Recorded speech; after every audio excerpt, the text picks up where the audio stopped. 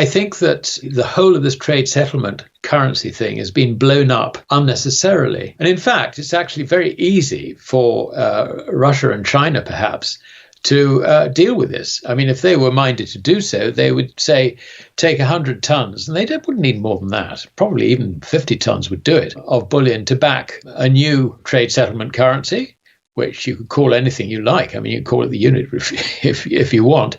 But the point is that the currency is credit, and it is anchored to gold. So it have to be readily realizable in gold in order to give it its credibility. The BRICS bloc, consisting of Brazil, Russia, India, China, and South Africa, is reportedly advancing the development of a new stablecoin, informally referred to as the unit.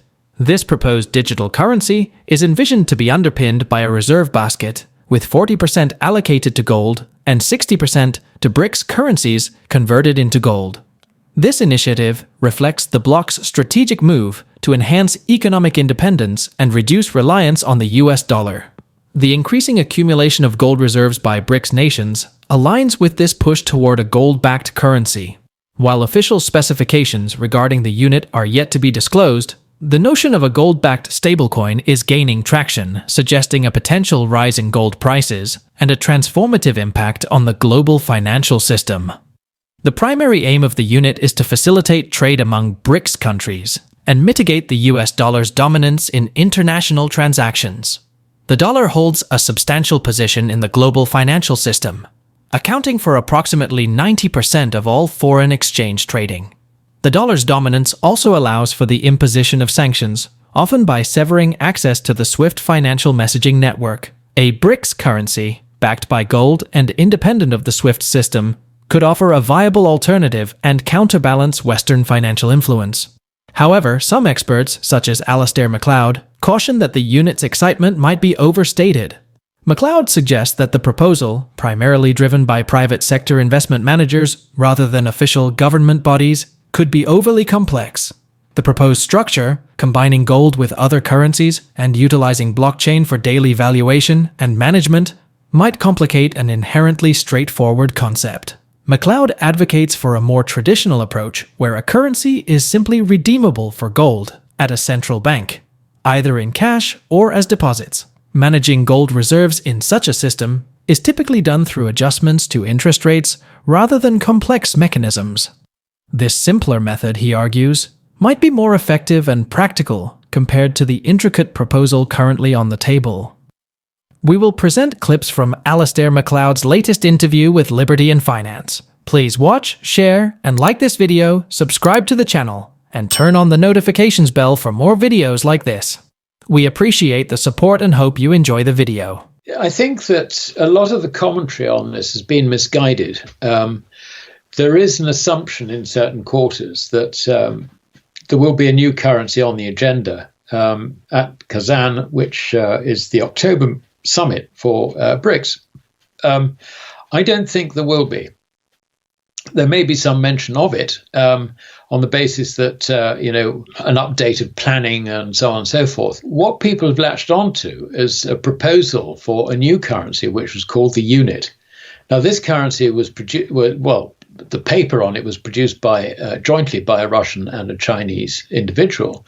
But when you look into the background of these people, they are actually private sector investment managers. This is not, a joint government Russian Sino operation at all, which the names you would think suggest it is.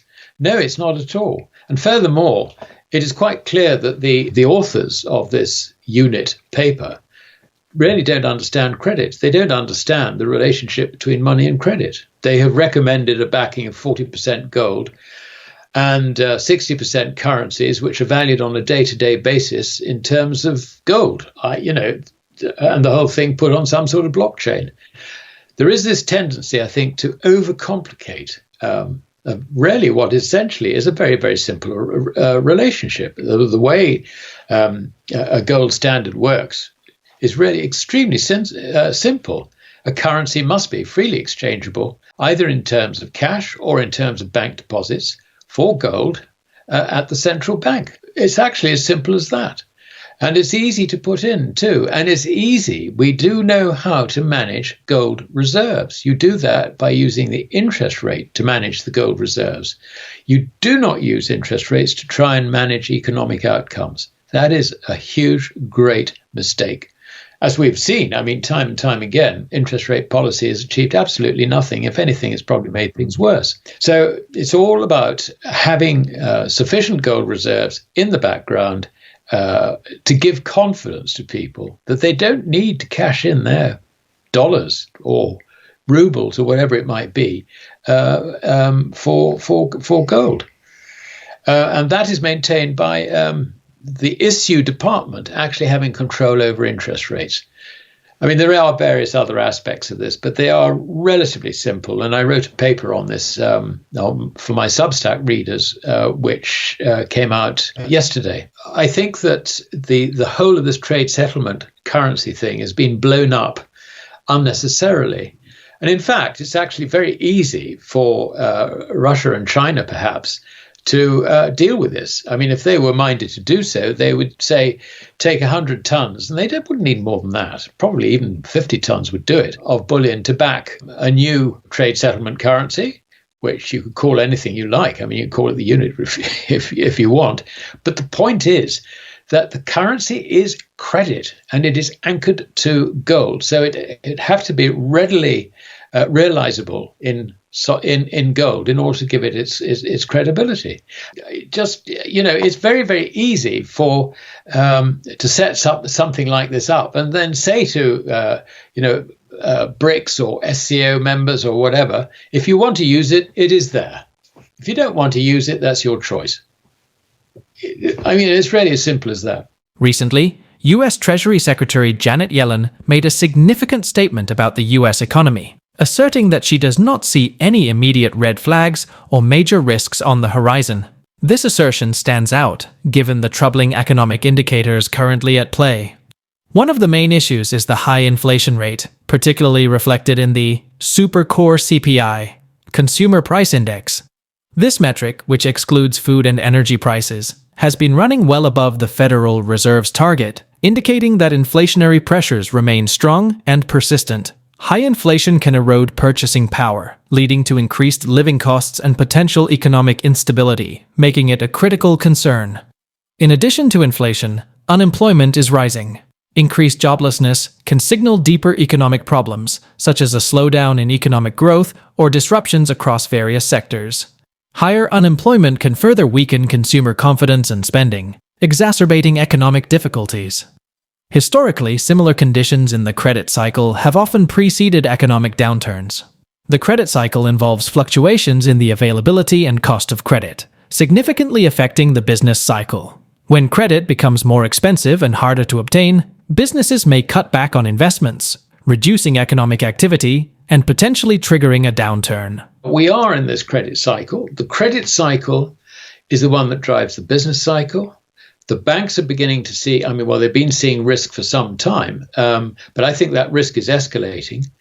They have quite a lot of their balance sheet into very short-term US Treasury debt by buying T-bills in particular, and maturities at up to a year. Where else do they go? They can't really reduce their balance sheets, unfortunately, for them. In aggregate, an individual bank can.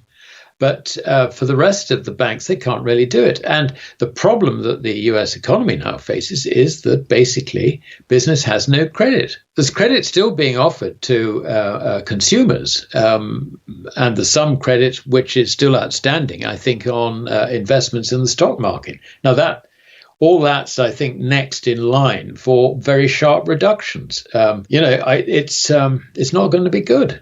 But the idea that this suddenly is going to take the pressure off inflation is, that's dreamland stuff. Because production, the point about it is that production is collapsing. And with production collapsing, you get less supply of goods, which happens maybe slightly ahead of less demand from consumers, from strapped consumers. And the other thing which the monetarists actually miss entirely is that the value of the dollar actually depends on the faith and credit in it, more so than the quantity of credit in circulation. On that basis, you can see that foreigners are getting the hell out of the dollar. This is why gold is rising.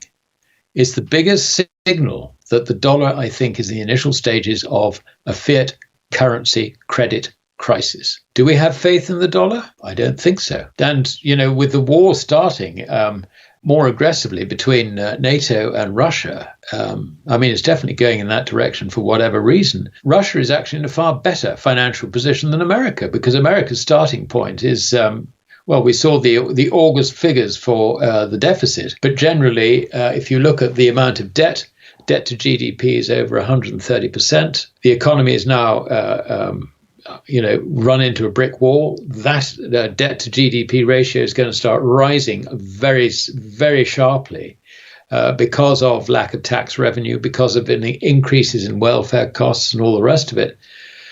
This is not good. This is not good. The BRICS bloc's new digital currency, the unit, could significantly impact global finance.